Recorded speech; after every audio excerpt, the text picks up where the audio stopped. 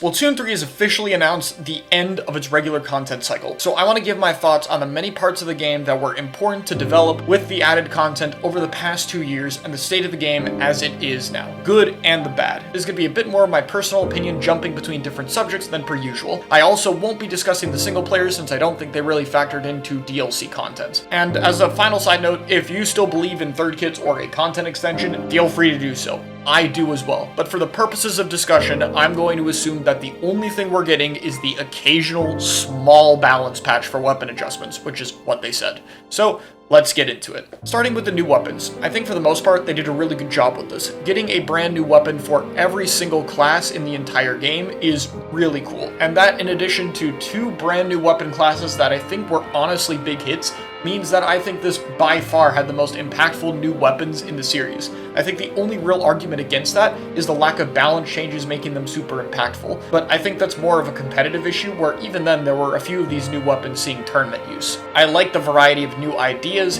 and how they released weapons. My only real complaint is I think it took a while for Splatanas and Stringers to be added, and I would have liked a 4th of each of them. However, we actually do know that there was, at some point in the game, a 4th Splatana and Stringer that I can only assume was planned to release for this season and got scrapped for some reason. Maybe something we'll see in a future game. However, I think those are relatively small complaints, and having the amount of new weapons we did added, spread out through all the different weapon classes, was a very successful model. Next up is Salmon Run. Out of all of the things they did, I think this is actually the biggest winner. In Splatoon 2, I played Salmon Run, I found it fun, but it really only kept me hooked for a few months. There wasn't really a whole lot there. In this game, I think everything hit really well. Grisco weapons, Big Run, King Salmonids, new Night Waves. Even the balance patch that happened for Salmon Run did a big part in making almost every rotation you can see seem pretty fun to use. Really, the only things I can slightly critique are the amount of stages in the game and Tornado Wave being kind of boring. Very clearly trying to showcase egg throw and not having much depth outside of that. In terms of what I wanted from Splatoon 3 as a whole, a lot of it came down to perfecting and evolving the format of previous modes, and Salmon Run exemplifies this perfectly. While an amazing concept in Splatoon 2, I think it really thrives in this game, and 2 years later, I'm still playing it pretty actively. Next up is the new mode for this game, one that people might have forgotten existed a little bit. Tableturf, which I felt kinda got sidelined.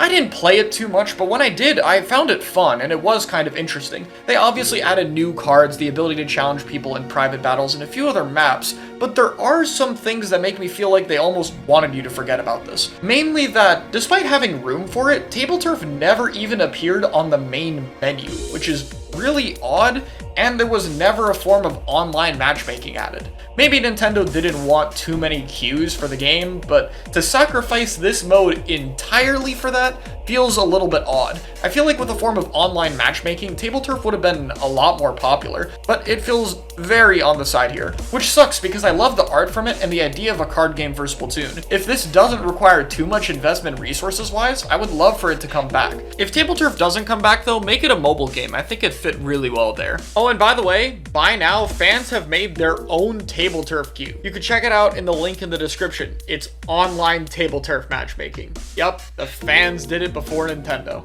Let's talk about another thing people have problems with. The map design. Obviously, this started really rough. Well, technically it didn't start rough in the beta, but in the actual game it started really rough. If we put that aside, I think what they did with the maps over time was okay. They started to add more gimmicks to the stages, build them a little bit better, and had a decent amount of reworks with attempts to improve the stages that I think have added up overall. While the stages are still definitely lacking compared to the best Splatoon 1 ones, which is where I hope Splatoon 4 goes, I think it ended up in a spot where the maps don't feel like that big of an issue. In fact, I still hold the opinion that they're comparable, if not slightly better, to where Splatoon 2 left off. So in this case, I think it's serviceable, though it obviously could have been better. Let's talk about challenges. These got a lot of negative initial reception for the limited time slots they have. However, with the amount of times for them doubled, I can say that I really like this mode. It kind of sucks that the initial limited times ruined the reception of it so hard.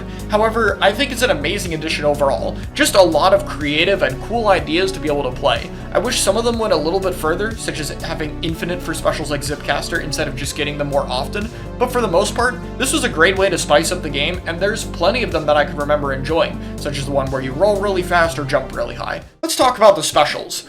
This many specials for the game was kinda nice, honestly. Having 19 different ones led to a lot of different theory crafting and ideas for them.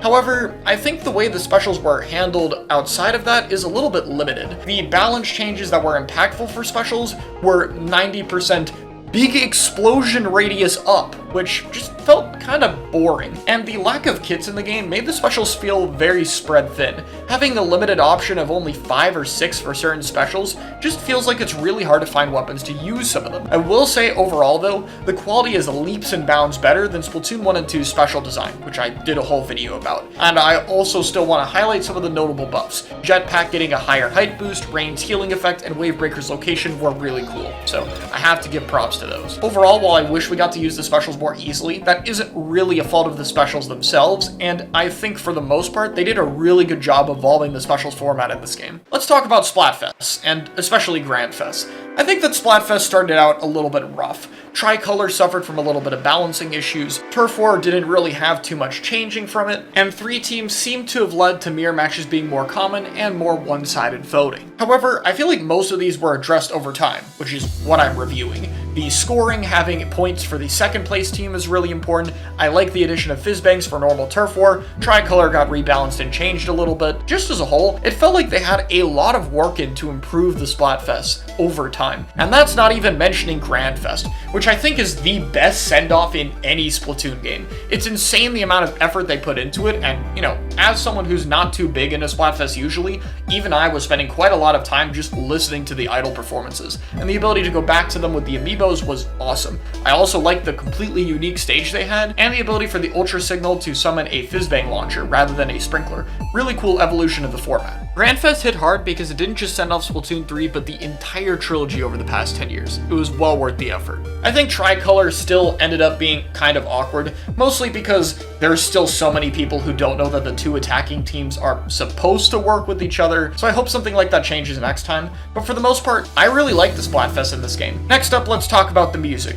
really briefly. I actually really like the songs for the most part in Splatoon 3. I think compared to Splatoon 2's, they sound like they're fit a little bit more for battles, while still having more variety than Splatoon 1's tracks. Pretty good hybrid of what Splatoon 1 and 2 did, and I don't have much to say for them. I do wish the jukebox would allow you to select multiplayer battle tracks from Splatoon 1 and 2 to play in battles, but besides that, there's not really too much I have here. Another small thing to talk about would be the quality of life features that got improved over time. Things like photo mode or the better netcode, for instance. There is way too many of them to go into here, but honestly, I think they add up quite a lot. These mostly got added through patches, and I think it was pretty cool to see these evolve over time. Finally though, before I get into my wrap-up, is the weapon kits. If the stages were the obvious issue from the game for the beginning of it, I think kits were the obvious issue by the end. The output, quality, and quantity of kits I think were just lacking overall, and this has become my biggest issue I have with the game. There's so many different subs, specials, and mains that makes the limited amount of combinations from the few weapon kits we have right here stick out a lot. There's stuff like Dreadringer that I think without a third kit will never have some of the playstyles or options that it probably should. But I think from here it's time to get into a little bit of theory time. With 2 main weapons scrapped, no third kits, scrapped Salmon Run modes, and Project Spiral likely being something to do with Splatoon 4 months ago, as well as the Nintendo Switch 2, I think that it's likely Nintendo is going to make Splatoon 4 happen fast. If that is true, then Splatoon 3 likely got a little bit snubbed by having to move on fast into another game, mostly due to the fact that Splatoon 3 was very likely, if not certainly, hit by COVID delays. We had to save our Salmonids preview in 2020, as well as delays that barely got the game out in summer of 2022, when more than likely this seems like it was originally trying to be a late 2021 to early 2022 release.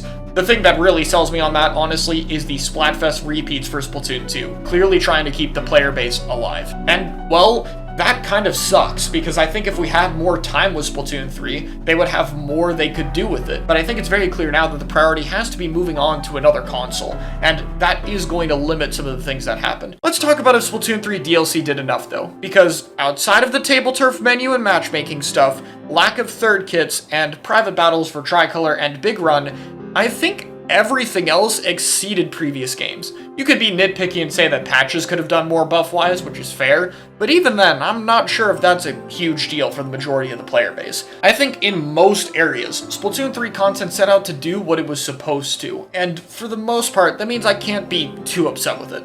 Trust me guys, I really do wish we got third kits, but if I'm looking at the content as a whole, I think for the most part what we got over those 2 years, it's fine. Splatoon 3 has had the reputation for having missed potential, but I think that's mostly the case due to the fact that Splatoon 1 and 2 didn't have this problem. Splatoon 1 was a very early test that they had to move on from quickly to evolve it, especially with the Nintendo Switch, and Splatoon 2 really did about everything it could. Outside of a few more third kits, I can't really think what more they could have done for that game without sacrificing its vision. It sucks that between the delays for Splatoon 3 and probable future release of Splatoon 4, this game didn't get everything it could have gotten. However, I still think this game is amazing and a clear improvement from Splatoon 1 and 2. I can only hope that things like the stages and kit system are improved for Splatoon 4, but for the most part, if this really is the end outside of an occasional balance patch, I'm not too upset with it. I think Splatoon 3 is going to be enjoyable for the next few years until we have Splatoon 4,